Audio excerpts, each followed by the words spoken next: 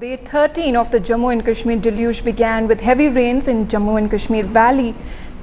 All air rescue operations were halted today in Srinagar due to rains and thunderstorms. However, the grounded helicopters were able to take off again after rain stopped a little before noon.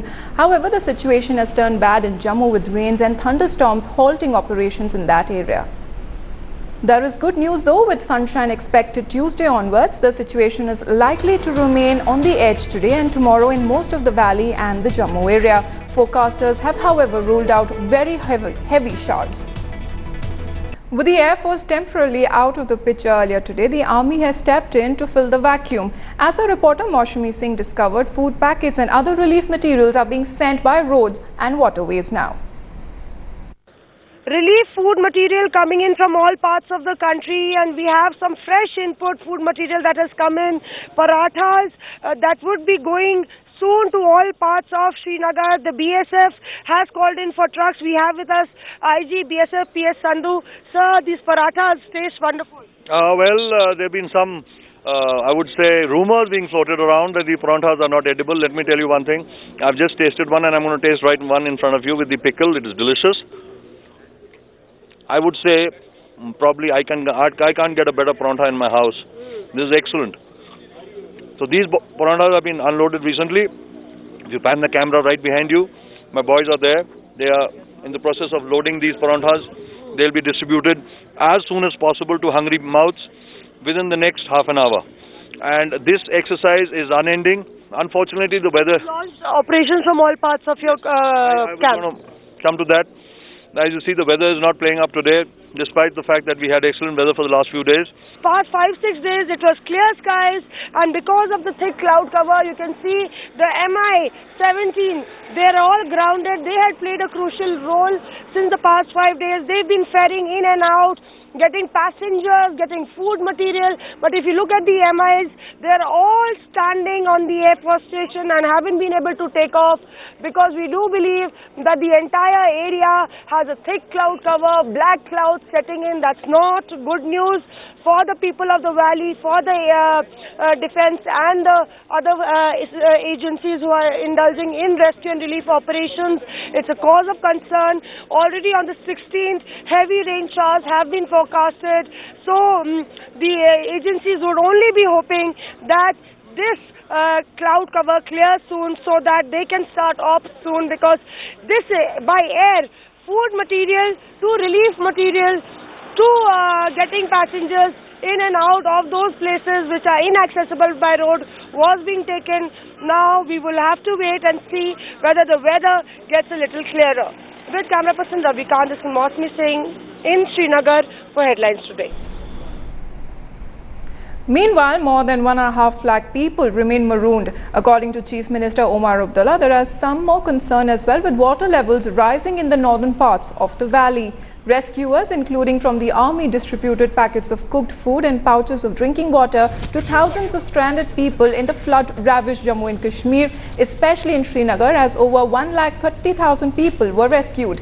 The army evacuated 8,000 people by road from Ramban and adjoining areas and provided them with food and medicines. Around 1,200 villages in the Kashmir Valley and 1,100 in Jammu region have been affected. Around 400 villages have been totally submerged. 4 field hospitals have been established in Avantipur, Pathan, Anantnag and Old Airfield in the Kashmir Valley to provide medical aid to the ailing people. Till now, they have treated more than 21,000 patients. Everyone who is in our knowledge and also who have come to us for help have been given water, medical supplies, medical treatment, and also restoration of electricity and water supplies in various towns and villages. We are helping out, the army is helping out in coordination with the civil administration.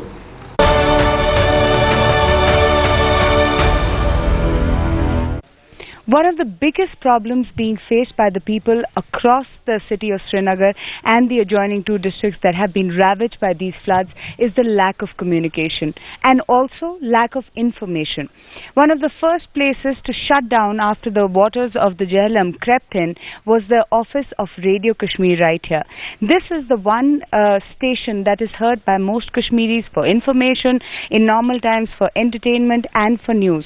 But ever since Saturday, Radio Kashmir has stopped broadcasting, which has been a huge vacuum for the locals in order to get information, and that is making things like rumor mongering almost rampant. When clear information from a resourceful channel is not coming through, there is bound to be rumor mongering, loss of information, and also misinformation, most importantly.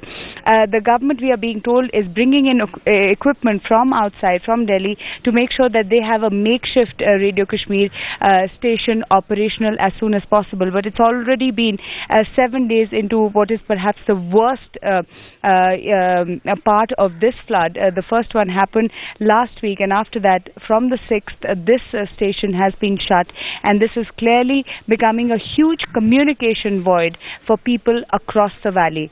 So the onus is going to be on the civil administration as well as for the centre to make sure, for the Information and Broadcasting Ministry, to make sure that Radio Kashmir starts operating soon, so that it becomes a channel of information for the government and for the agencies that are at work, and to make sure that there is no misinformation, which is perhaps one of the biggest problems right now.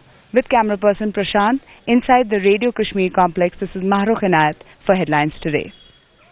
Pilgrimage to the cave shrine of Mata Vaishno Devi in Trikuta Hills in Jammu and Kashmir's Riyasi district resumed on Monday morning after remaining suspended for 4 consecutive days in view of heavy rains, with 17,700 pilgrims proceeding towards the cave shrine. The pilgrimage was, however, resumed only through the old route, as the 2 new tracks were still closed in view of landslides. Ashwini Kumar brings us this report.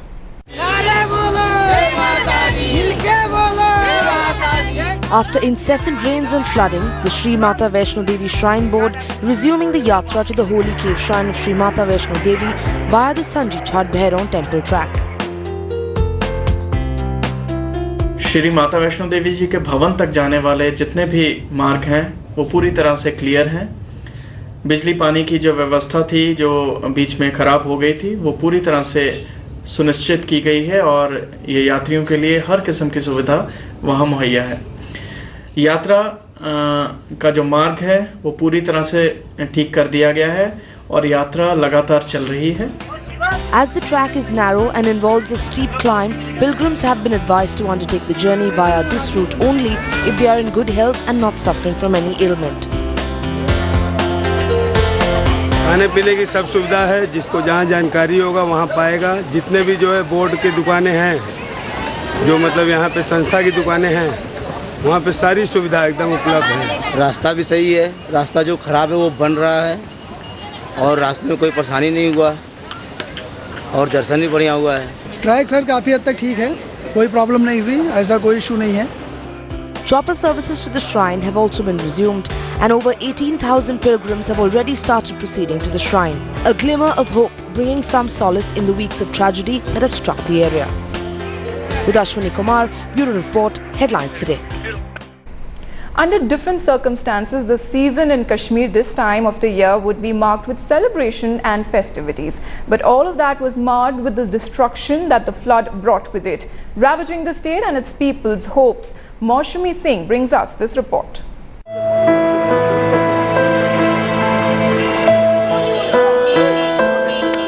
If it wasn't for this destruction, Kashmir today would have been a happy place.